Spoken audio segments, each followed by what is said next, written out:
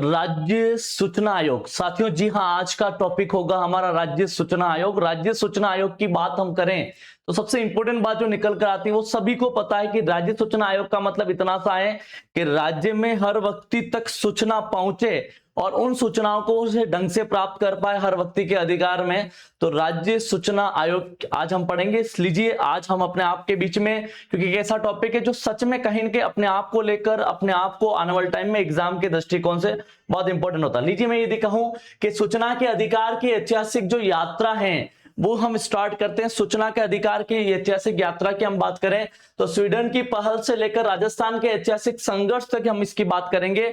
1766 की हम बात करें तो सर्वप्रथम स्वीडन जैसे जगह पर सूचना का अधिकार कानून लागू हुआ और ये सूचना का अधिकार का सबसे इंपॉर्टेंट जो बात होती है हर व्यक्ति तक सूचना पहुंचे। हर व्यक्ति को सूचना का अधिकार है, हर व्यक्ति तक सूचना जो मिलनी चाहिए वो मिले। इस अधिकार को लेकर सबसे पहले 1766 के अंदर स्वीडन में स्टार्ट हुआ और ये कहा कि नहीं हर व्यक्ति तक सूचना पहुंचनी चाहिए। फिर बाद में बात करके 1996 की हम बात करें तो तमिलनाडु भारत के सूचना अधिकार लागू करने वाला प्रथम राज्य बना। ये भी हमें कंसेप्ट के दृष्टिकोण से समझना पड़ेगा। फिर बात करें 2000 में राजस्थान में कानून पारित करने का अरुणा रॉय तथा उनके मजदूर किसान शक्ति संगठन का ऐतिहासिक निर्णायक योगदान था इस पूरे सूचना के अधिकार को लेकर। 2005 जो सबसे बड़ा स्पेशल में बात करता हूं कि सूचना का अधिकार जो है आरटीआई मतलब राइट टू इंफॉर्मेशन के तहत 2005 में ये पारित होता है, जिसमें राज्य आयोग की स्थापना का मार्गदर्शन प्रस्तुत करता है। बिल्कुल हर व्यक्ति को सूचना मिल पाए। लीजिए यदि मैं कहूं आप सभी को आयोग का गठन व उसकी प्रकृति की हम बात करें तो ये एक बहुत सशक्त व स्वतंत्र वैधानिक निकाय है। कैसा निकाय है? वैधानिक निकाय। और इस निकाय की मैं बात करूं तो इसकी जो स्थापना है वो 18 अप्रैल 2006 में होती है और सूचना का अधिकार अधिनियम जो है वो 2005 की धारा 15 के तहत इसको माना जाता है। इसका जो मुख्यालय है इंपॉर्टेंट रूप से वो ये समझना है वो जयपुर में। और इसकी जो स्थापना जो बात करते हैं हम स्थापना की हमने बात की कि 18 अप्रैल 2006 को होती है और धारा 15 2005 के तहत इसको माना जाता है। यदि मैं कहूं इसकी प्रकृति की तो ये एक वैधानिक निकाय है। कैसा निकाय है? वैधानिक निकाय, जिसे संसद द्वारा पारित अधिनियम से शक्तियों से प्राप्त है। तो बात करते हैं यदि मैं राज्य सूचना आयोग यानी सूचना आयोग की हम बात करें तो हम आगे बढ़ते हैं। इसके अंदर यदि मैं कहूं कि आयोग की संरचना स्ट्रक्चर ऑफ द कमीशन, यदि ये एक आयोग अपने आप में सूचना की मैं बात करूं तो ये कैसा होगा? ये बहुसदस्यीय निकाय है जिसमें 1+10 यानी टोटल मिलाकर जो होंगे लोग वो 11 होंगे। जिसका जो नेतृत्व करेगा वो मुख्य राज्य सूचना आयुक्त होगा, जो हेड ऑफ द डिपार्टमेंट होगा, कमिश्नर होगा। और इसके अंदर जो 10 लोग होंगे वो अधिकतम उसका जो विस्तार होगा अधिकतम 10 अन्य राज्य सूचना आयुक्त होंगे जो उसके अंडरटेकिंग काम करेंगे, जिसको हम अलग अलग सेक्टर से ले सकते हैं। विज्ञान व तकनीक क्षेत्र से, कानून के क्षेत्र से, समाज सेवा के क्षेत्र से और पत्रकारिता के क्षेत्र से। ये बात हमें समझनी बहुत जरूरी है। लीजिए यदि मैं कहूं आप सभी को कि नियुक्ति की प्रकृति की बात करें, प्रक्रिया की बात करें, प्रोसेस की बात करें तो उच्च स्तरीय चयन समिति की सिफारिश होगी और चयन समिति का जो मुखिया होगा वो राज्य का मुख्यमंत्री होगा। ये बात आपको समझनी है। फिर मैं इसके यदि मैं सदस्य की बात करूं तो विधानसभा का विपक्ष का नेता होगा।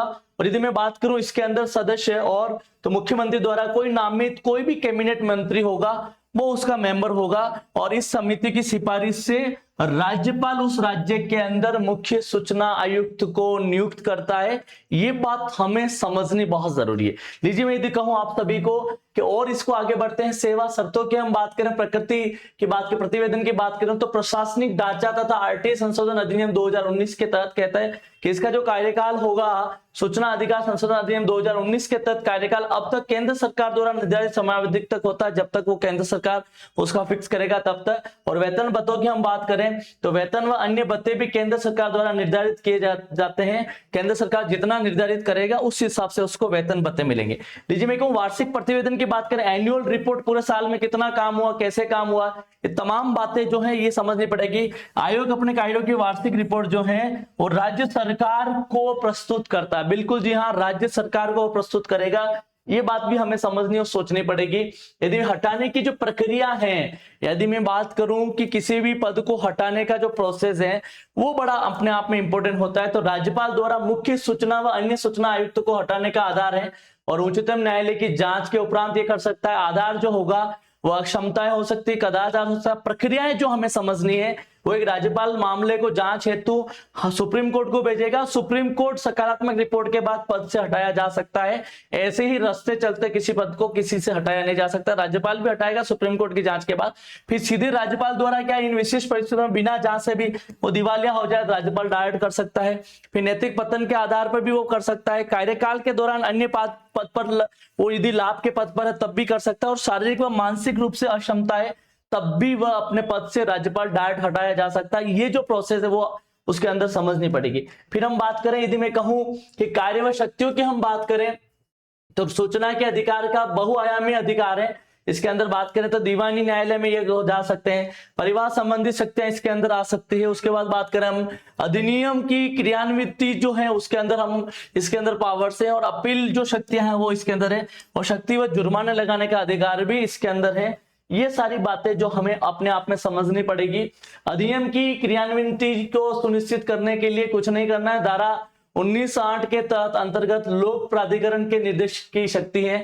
अपील का निर्णय करते समय आयोग लोक प्राधिकरण का बोधकारी निर्देश दे सकता है। जैसे मैं कहूं आप सभी को सूचना व नियुक्ति की बात करूं तो वांछित सूचना जो है उपलब्ध कराना है राज्य लोक सेवा आयोग को, उसकी आईपीओ को क्या करना होता है, नियुक्त करवाना होता है। अभिलेख की मैं बात करूं सरकारी दस्तावेजों को तथा अभिलेखों के संसाधन या वर्गीकरण की अंदर सुधार की बात करता है। फिर मैं कहूं प्रशिक्षण, तो लोक प्राधिकरण के कर्मचारी व अधिकारियों के लिए आरटीए के प्रशिक्षण की व्यवस्था कराना, और क्षतिपूर्ति की हम बात करें तो अपीलकर्ता को हुई हानि व क्षति को उसको रिपोर्ट करवाना, और वार्षिक रिपोर्ट की बात करें तो लोक प्राधिकरण के आयोग को वार्षिक, ये कोई बड़ी इंपॉर्टेंट है लेकिन समझना पड़ेगा हमें आगे की चीजों को लेकर के। अपील जो है परिवार जो है या उसके अंदर क्या उसके अंदर और पावर्स हो सकती है। तो लीजिए मैं कहूं कि जो अपील करने वाला जो होगा वो राज्य सूचना आयोग को प्रथम अपील अधिकारी के विरुद्ध में अपील सुनने का सर्वोच्च अधिकार है। और परिवाद की बात करें या कंप्लेंट की बात करें तो पीआईओ आवेदन लेने से मना करे या सूचना देने से इनकार करें तो उसको हम परिवाद में ले सकते हैं। अपूर्ण सूचना दी जाए या सूचना के बदले मांगा गया कोई शुल्क जो तर्कसंगत नहीं हो, सीधे नागरिक उसको कर सकता है। ये थोड़ा समझ। जुर्माने की मैं बात करूं तो बात करें अपन कि यहाँ पर आर्थिक दंड का प्रावधान है 250 रुपए प्रतिदिन से लगाकर अधिकतम 25,000 तक किया जा सकता है उसको जुर्माने के रूप में। आधार जो है इसका समय पर सूचना न देना, असत्य भ्रामक सूचना देना, सूचना नष्ट करना है, सूचना देने से बाधा डालना, ये तमाम बातें जो हमें समझनी और सीखनी पड़ेगी। तो लीजिए यदि मैं कहूं आप सभी को कि दीवानी न्यायालय की हम शक्तियों की बात करें तो परिवाद की जांच के दौरान आयोग जो होगा वो न्यायिक अधिकार होगा, और आयोग को जांच करते समय एक दीवानी न्यायालय जो सिविल कोर्ट के रूप में होता है वो समान लिखित शक्तियां प्राप्त है। जैसे मैं कहूं समन जारी करना, किसी भी व्यक्ति को साक्ष्य व गवाही के समन जारी करने की उपस्थित के लिए बाध्य करना होगा। फिर बात करें इसकी शपथ पर साक्ष्य की बात करें, गवाहों को शपथ पत्र पर साक्ष्य के लिए वो उसके लिए कह सकता है कि शपथ पर आप अपना साक्ष्य दें। दस्तावेज मंगवाना, किसी भी न्यायालय व सरकारी कार्यालयों से दस्तावेजों की अधिकारिता प्रतिलिपियों को तबल करना होता है, और शपथ दिलाना किसी व्यक्ति को शपथ व साक्ष्य के लिए बनाना। तो बिल्कुल ये लीजिए आज आपका topic. Thank you so much, wish you all the best.